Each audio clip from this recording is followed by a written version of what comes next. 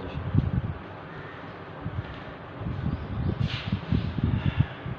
السلام علیکم عزیز طلبہ، میرا چینل اردو کلاس کے نام سے اس میں ایک نئی ویڈیو کے ساتھ، نئے لیکچر کے ساتھ آپ کی خدمت میں مرزا خالد میں حاضر ہوں۔ ہمارا آج کا ٹاپک نعت شریف کا ہے، دوسری نظم ہے سیکنڈ ایئر کی۔ اس کو ہم 3 حصوں میں ڈیوائیڈ کریں گے، 3 لیکچرز میں ڈیوائیڈ کریں گے۔ آج اس سلسلے کا پہلا لیکچر آپ کی خدمت میں حاضر ہے۔ ڈیئر اسٹوڈنٹس، میرے چینل کو سبسکرائب کر لیں اور بیل کا بٹن دبا لیں تاکہ ہر نیا لیکچر آپ تک آسانی سے پہنچ سکے۔ Thank you. آج کا ہمارا ٹاپک نعت، حفیظ طائب کی لکھی ہوئی نعت۔ ہمارے سیکنڈ ایئر کی نصاب کی دوسری نظم ہے۔ میں تھوڑا سا تعارف آپ کو شاعر کا کرواتا جاؤں، حفیظ طائب کا، پھر ہم آئیں گے اس کی تشریح کی طرف۔ 2 شعر آج ہم اس کی تشریح کے جواب کریں گے۔ حفیظ طائب نعت نگاری میں ایک بہت بڑا نام ہے۔ دور حاضر کی نعت کو شخصیت میں بڑا منفرد مقام رکھتے ہیں، بہت عمدہ نعت لکھتے ہیں۔ احمد نگر گجرانوالہ میں پیدا ہوتے ہیں اور اپنی تعلیم جو ہے وہ لاہور میں آ کر مکمل کرتے ہیں۔ ان کی نعت گوئی میں عشق رسول جگہ جگہ جو ہے وہ کار فرما ہے، ان کی روح تک سمایا ہوا ہے، دل کی گہرائیوں تک جو ہے وہ سمایا ہوا ہے۔ اور نعت گوئی میں ایسے لگتا ہے جیسے نبی صلی اللہ علیہ وآلہ وسلم کے سامنے بادب کھڑے ہو کر جو ہے نعت پیش کر رہے ہیں۔ ان کی نعت میں سرور کائنات صلی اللہ علیہ وآلہ وسلم کی مدحت کا ہر کرینہ، ہر سلیقہ، ہر طریقہ موجود ہے۔ بہت اچھے نعت گو ہیں۔ الفاظ کا چناؤ، مرکبات اور تشبیہات کا استعمال بڑا زبردست کرتے ہیں یہ۔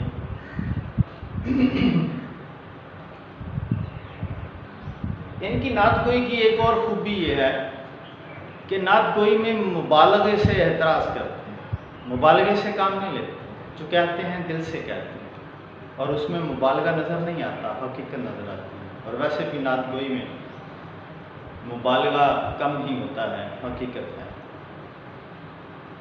ان کی نعت میں اکثر مضامین قرآن پاک سے لیے جاتے ہیں، ان کا سرمایہ ہے ان کی نعت۔ ہمارے نصاب میں جو نعت شامل ہے یہ ٹوٹل 17 اشعار پر مشتمل نعت ہے، اور ان کا مجموعہ صلو علیہ وآلہ اس میں سے لیا گیا ہے۔ اور بچوں، آپ کے نصاب میں صرف اس کے 8 اشعار جو ہیں وہ تشریح کے لیے دیے گئے ہیں، آپ کے نصاب کا حصہ بنائے گئے ہیں۔ نعت ایسی نظم کو کہتے ہیں جس میں نبی صلی اللہ علیہ وآلہ وسلم کی تعریف کی گئی ہے۔ بچوں، آپ جانتے ہیں تعریف جو ہے وہ ہوتا ہے خوبیاں بیان کرنا۔ اگر میں کہوں کہ تعریف کی تعریف کریں تو اس کا مطلب ہے کسی کی خوبیاں بیان کرنا، کسی کا ہنر بیان کرنا، کسی کی اچھی باتیں بیان کرنا۔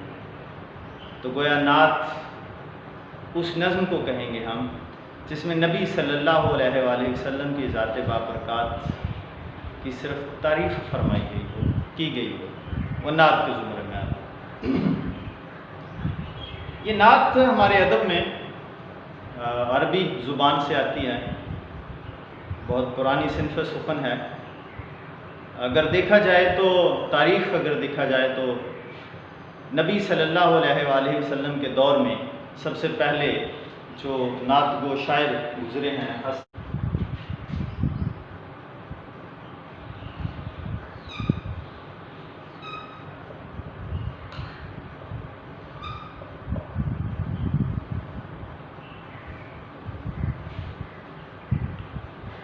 پہلے نعت گو صحابی رسول حسان بن ثابت رضی اللہ عنہ کہتے ہیں نبی صلی اللہ علیہ وسلم کی نعت لکھتے تھے، پڑھتے تھے، اور نبی صلی اللہ علیہ وآلہ وسلم نے اپنی نعت خود سنی، پسند فرمایا، اور بعض روایات میں آتا ہے کہ اپنے پاس بٹھا کر سنا اور کچھ انعام وغیرہ بھی دیا۔ اگر ہم دیکھیں تو اللہ تعالیٰ قرآن پاک میں نبی صلی اللہ علیہ وآلہ وسلم کی ذات بابرکات کی، اپنے حبیب کی، اپنے محبوب کی تعریف ہی تو کرتا ہے۔ اللہ فرماتا ہے میں اور میرے فرشتے نبی صلی اللہ علیہ وآلہ وسلم پر درود بھیجتے ہیں، اے ایمان والو تم بھی بھیجو۔ یہ سلامتی بھیجنا یہ بھی تعریف ہے۔ نبی صلی اللہ علیہ وسلم کے چہرے کی، زلفوں کی، آنکھوں کی قسمیں کھائی ہیں اللہ تعالیٰ نے، تعریف فرمائی ہے اللہ تعالیٰ۔ تو بلا شبہ نعت گوئی، نعت کہنا، نعت پڑھنا، نعت سننا ایک بہت ہی نیک کام سمجھا جاتا ہے۔ آپ کے نصاب میں بچوں جو نعت شامل کی گئی ہے اس میں عربی فارسی کے الفاظ بہت زیادہ استعمال ہوئے ہیں۔ میں سمجھتا ہوں حفیظ طائب نے اس نعت شریف میں نبی صلی اللہ علیہ وسلم کی بہت سی خوبیاں گنوانے کے لیے جو ہے وہ کوشش کی ہے۔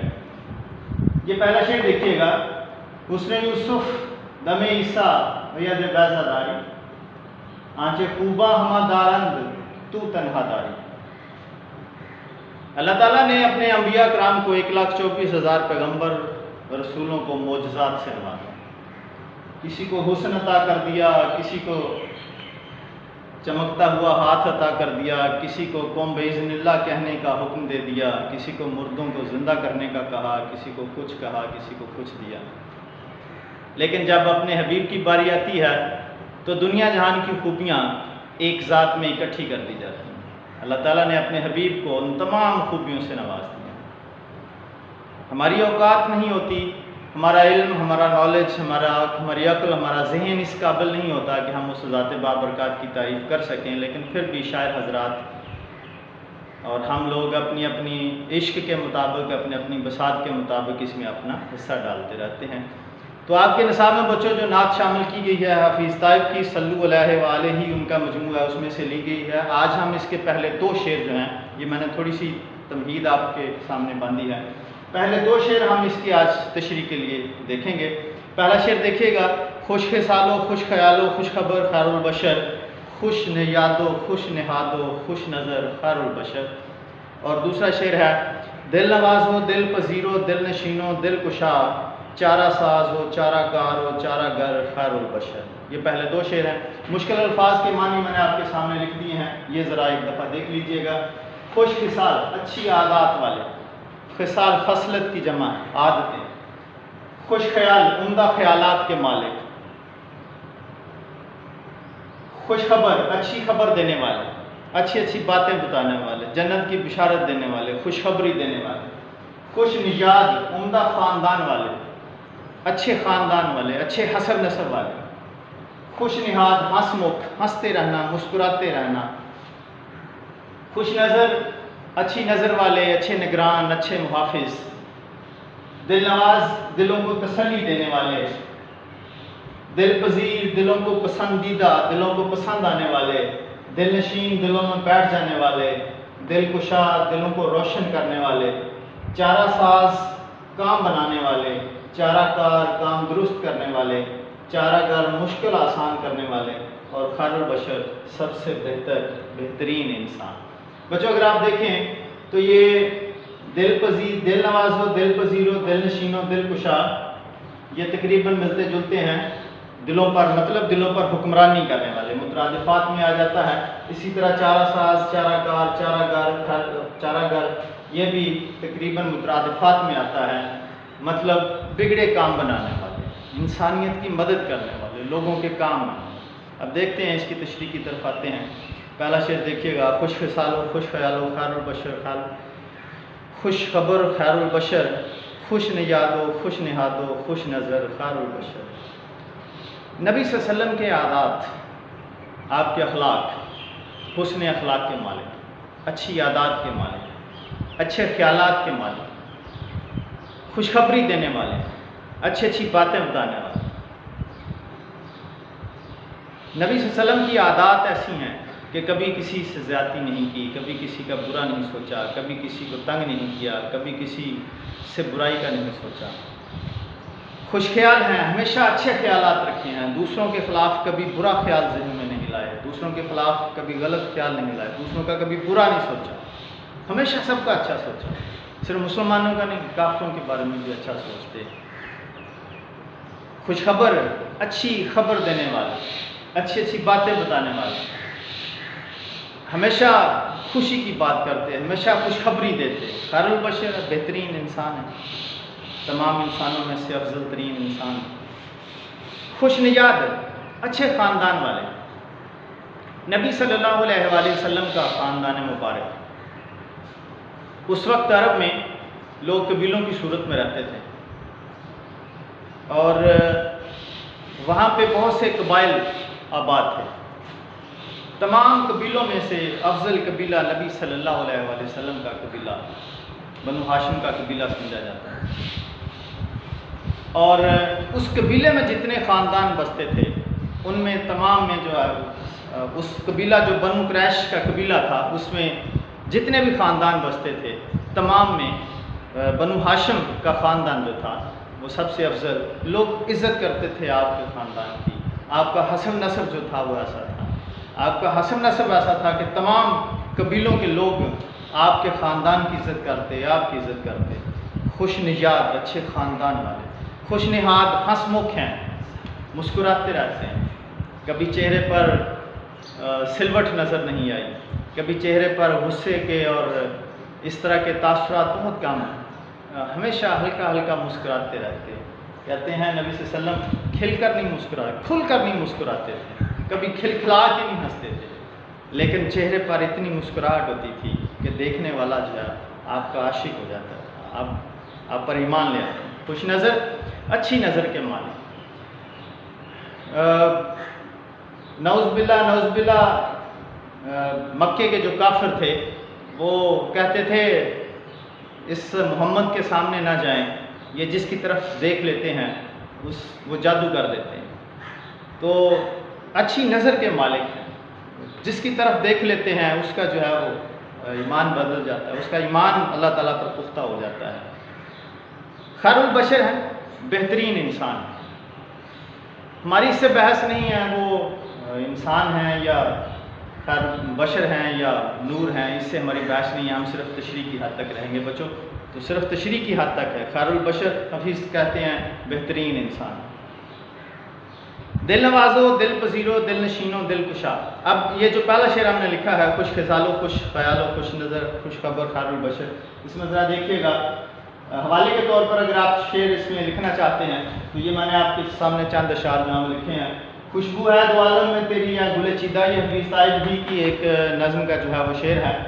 خوشبو ہے دو عالم میں تیری یا گل چیدہ، کس منہ سے بیاں ہوں تیرے اوصاف حمیدہ، کہ نبی صلی اللہ علیہ وآلہ وسلم کی خوشبو اس پوری دنیا میں پھیلی ہوئی ہے، دو عالم میں پھیلی ہوئی ہے، اور میری یہ اوقات کہاں، میرا یہ منہ کہاں کہ میں ان کے اوصاف، ان کے اچھے اوصاف، ان کی عادات جو ہے وہ بیان کر سکوں۔ دوسرا شعر اسی نعت کا ہے، تجھ سا کوئی آیا ہے نہ آئے گا جہاں میں، دیتا ہے گواہی یہی عالم کا جریدہ، نبی صلی اللہ علیہ وآلہ وسلم کی مثل کوئی نہیں ہے، ان جیسا کوئی نہیں ہے، ان جیسا واقعی کوئی نہیں ہے، آج تک نہیں کوئی آیا اور نہ قیامت تک کوئی آئے گا۔ اللہ کے آخری حبیب، آخری نبی ہیں، اور یہی پوری دنیا، پورا عالم جو ہے وہ دونوں عالم جو ہیں وہ ہر جگہ، ہر بندہ ہر اس چیز کی گواہی دے رہا ہے کہ ان جیسا کوئی نہیں۔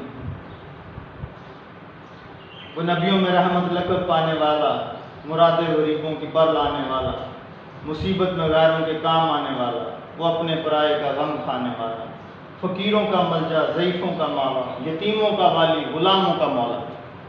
نبی صلی اللہ علیہ وآلہ وسلم کی ذات بابرکات غریبوں کے کام آتے، یتیموں کا خیال رکھتے، دوسروں کے ساتھ بھلائی کرتے، صرف مسلمانوں کے ساتھ نہیں، کافروں کے ساتھ بھی، ایون جانوروں پر بھی، پرندوں پر بھی۔ اب دوسرا شعر دیکھیے گا، دل نوازو، دل پذیرو، دل نشینو، دل کشا، چارہ ساز و چارہ کار و چارہ گر، خیر البشر۔ معنی میں نے آپ کے سامنے بچوں لکھ دیے ہیں، یہ ذرا ایک دفعہ پھر دیکھ لیں۔ دل نواز و دل پذیر و دل نشین و دل کشا، دلوں پر حکمرانی کرنے والا، دلوں میں گھر کرنے والا، دلوں میں بیٹھ جانے والا۔ نبی صلی اللہ علیہ وآلہ وسلم کی ذات بابرکات دلوں پر حکمرانی کرتی، دلوں پر، ذہنوں پر نہیں، دلوں پر حکمرانی۔ لوگ دل سے ایمان لاتے، دل سے آپ کی قدر کرتے تھے، دلوں کو اچھا لگنے والی شخصیت، دلوں میں گھر کرنے والی شخصیت، دلوں میں بیٹھ جانے والی شخصیت، دلوں پر حکمرانی کرنے والی شخصیت۔ اب ذرا یہ دیکھیے گا، فقیروں کا ملجا، ضعیفوں کا ماوا، یتیموں کا والی، غلاموں کا مولا، تو اس کا مطلب بھی یہی ہے کہ نبی صلی اللہ علیہ وآلہ وسلم کی ذات بابرکات فقیروں، غریبوں، ضعیفوں کی بھی مددگار تھی، ان کا بھی خیال رکھتے تھے۔ انسانیت، وما ارسلنا الا رحمت للعالمین کا مطلب ہی یہ ہے کہ نبی صلی اللہ علیہ وآلہ وسلم دونوں جہانوں کے لیے رحمت بنا کر بھیجے گئے ہیں۔ چارہ ساز ہیں، چارہ کار ہیں، چارہ گر ہیں، لوگوں کے کام بنانے والے ہیں، لوگوں کے کام آنے والے ہیں، لوگوں کے بگڑے کام بنانے والے ہیں۔ ایک غزوہ میں ایک صحابی اپنی آنکھ تیر سے ضائع ہو گئی ہے، وہ لے کر آیا، یا رسول اللہ آنکھ ضائع ہو گئی، آپ نے فرمایا آنکھ لینی ہے یا جنت لینی ہے؟ صحابی کہنے لگے یا رسول اللہ آنکھ میں نے مانگی ہے، جنت آپ دے دیں۔ تو کہتے ہیں نبی صلی اللہ علیہ وآلہ وسلم نے اپنے لعاب مبارک سے وہ آنکھ جو ہے وہ فٹ کر دی۔ وہ صحابی فرماتے ہیں آج تک مجھے اس آنکھ سے سب سے زیادہ نظر آتا، دوسری آنکھ سے زیادہ نظر آتا ہے۔ آج کی میڈیکل سائنس اس چیز کو بلیو کر سکتی ہے، ثابت کر سکتی ہے۔ لوگوں کے کام بناتے ہیں، لوگوں کے کام آتے ہیں، لوگوں کو تسلی دیتے ہیں، لوگوں کو دلاسا دیتے ہیں۔ مصیبت میں غیروں کے کام آنے والا، وہ اپنے پرائے کا غم کھانے والا۔ تو نبی صلی اللہ علیہ وآلہ وسلم نہ صرف مسلمانوں کے لیے بلکہ تمام انسانوں کے لیے، کافروں کے لیے، کافروں ایک کہتے ہیں ایک جنگ میں کافروں کے کچھ بچے گھوڑوں کی لپیٹ میں آ کر جو ہے وہ فوت ہو گئے۔ نبی صلی اللہ علیہ وسلم کو پتہ چلا، رونے لگے، غم زدہ ہو۔ صحابہ کرام نے فرمایا یا رسول اللہ کافروں کے بچے تھے، ہم سے جنگ کرنے آئے تھے اور آپ رو رہے ہیں۔ نبی صلی اللہ علیہ وسلم نے فرمایا خبردار، وہ بچے بھی آپ سے بہتر ہیں، ان کا کیا قصور ہے؟ بچہ اللہ کی فطرت پر پیدا ہوتا ہے، تو وہ معصوم تھے بچے۔ دوسروں کا خیال رکھتے، دوسروں کے کام آتے، دوسروں کا جو ہے ہر طرح سے ان کے جو ہے، آپ صلی اللہ علیہ وآلہ وسلم کے راستے میں کانٹے بچھانے والی عورت بیمار پڑتی ہے تو اس کا پتہ کرتے ہیں۔ کفار حضرات آپ پر اوجڑی ڈال دیتے ہیں مسجد میں نماز پڑھتے ہوئے، لیکن ان کو بھی معاف کر دیتے ہیں۔ فتح مکہ کے موقع پر اپنے بدترین دشمنوں کو جو ہے وہ معاف کر دیتے ہیں۔ جاؤ آج سب کو معاف کیا، کسی سے کوئی باز پرس نہیں۔ تو بیٹا جی یہ دو شعر تھے، آج اس حوالے سے ذرا دیکھ لیجئے گا، دو شعروں کی آج تشریح۔ اس میں اگر کوئی مزید آپ کو کوئی کنفیوژن ہو، کچھ آپ بات کرنا چاہتے ہو، پوچھنا چاہتے ہو، تو میرے پیج پہ آ کر، میرے کمنٹ باکس میں آ کر